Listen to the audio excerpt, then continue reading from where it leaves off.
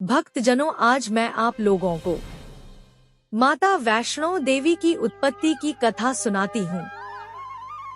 हिंदू धर्म में माता वैष्णो देवी को आदिशक्ति का स्वरूप माना गया है। उनका पवित्र मंदिर जम्मू कश्मीर के कटरा शहर से लगभग 12 किलोमीटर दूर त्रिकूट पर्वत पर स्थित है। हर साल लाखों श्रद्धालु यहाँ माता के दर्शन के लिए आते हैं। माता की उत्पत्ति और उनकी कथा अत्यंत चमत्कारी और प्रेरणादायक है।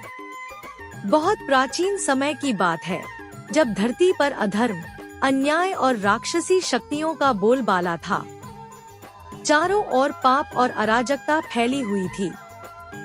तब देवताओं ने इस संकट से मुक्ति के लिए त्रिदेव ब्रह्मा, विष्णु और महेश से प्रार्थना की। त्रिदेवों की कृपा से तीनों प्रमुख देवियों महाकाली, महालक्ष्मी और महासरस्वती की शक्तियों का एकत्रीकरण हुआ, जिससे एक दिव्य तेज उत्पन्न हुआ। यह तेज एक सुंदर कन्या के रूप में प्रकट हुआ, जिसे वैष्णवी कहा गया। वैष्णवी ने जन्म लेते ही यह संकल्प लिया कि वह धरती पर धर्म की पुनः स्थापना करेंगी और भक्तों की रक्षा करेंगी।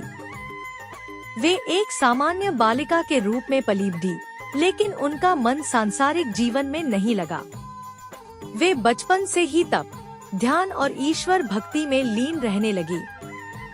उन्होंने विभिन्न स्थानों पर यात्रा की और लोगों को धर्म, सत्य और भक्ति का उपदेश दिया। कहते हैं कि एक बार वैष्णवी माता तीर्थ यात्रा के दौरान समुद्र किनारे ध्यान कर रही थी।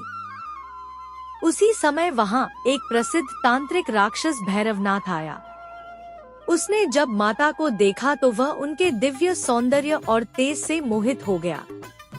वह उन्हें विवाह का प्रस्ताव देने लगा, लेकिन माता ने उसे यह कहकर मना कर दिया कि वे केवल भक्ति और तप के मार्ग पर चलने वाली देवी हैं। भैरवनाथ नहीं माना और जबरदस्ती उनका पीछा करने लगा। माता वैष्णवी उसे चकमा देकर त्रिकूट पर्वत की ओर चल पड़ी। रास्ते में उन्होंने अनेक स्थानों पर विश्राम किया, जो आज भी पवित्र तीर्थ स्थल माने जाते हैं, जैसे बाणगंगा, चरण पादुका और अर्धकुमारी। अर्धकुमारी में माता ने 9 महीने तक एक गुफा में ध्यान किया, जिसे आज गर्भजून गुफा कहा जाता है। इसके बाद माता एक गुफा में जाकर ध्यानमग्न हो गई, जो आज का प्रसिद्ध वैष्णो देवी मंदिर है। भैरवनाथ वहां भी पहुंच गया और माता को परेशान करने लगा। अंत में माता को अपने दिव्य रूप में आना पड़ा। उन्होंने भैरव को चेतावनी दी, लेकिन वह नहीं माना।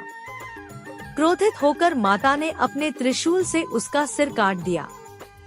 भैरवनाथ का सिर कटकर बहुत दूर एक पहाड़ी पर गिरा। मरते समय भैरवनाथ को अपनी गलती का एहसास हुआ और उसने माता से क्षमा मांगी। उसकी भक्ति और पश्चाताप से प्रसन्न होकर माता ने उसे वरदान दिया कि वैष्णो देवी की यात्रा तभी पूर्ण मानी जाएगी जब भक्त उनके साथ भैरवनाथ के मंदिर में जाकर भी दर्शन करेंगे। यही कारण है कि आज भी माता वैष्णो देवी की यात्रा के अंत में श्रद्धालु भैरव बाबा के मंदिर जाकर दर्शन करते हैं। इसके बाद माता ने गुफा में स्थित तीनों पिंडियों के रूप में स्थायी रूप से निवास किया। इन पिंडियों को महाकाली, महालक्ष्मी और महासरस्वती का स्वरूप माना जाता है। माता के इस पवित्र धाम को वैष्णो देवी के नाम से जाना जाता है। आज भी यह गुफा मंदिर आस्था और चमत्कार का प्रतीक बना हुआ है। माता वैष्णो देवी की कृपा से भक्तों की हर मनोकामना पूर्ण होती है। यही विश्वास श्रद्धालुओं को यहाँ खींच लाता है। भक्तजनों, लाइक और सब्सक्राइब जरूर कीजिए। जय माता दी।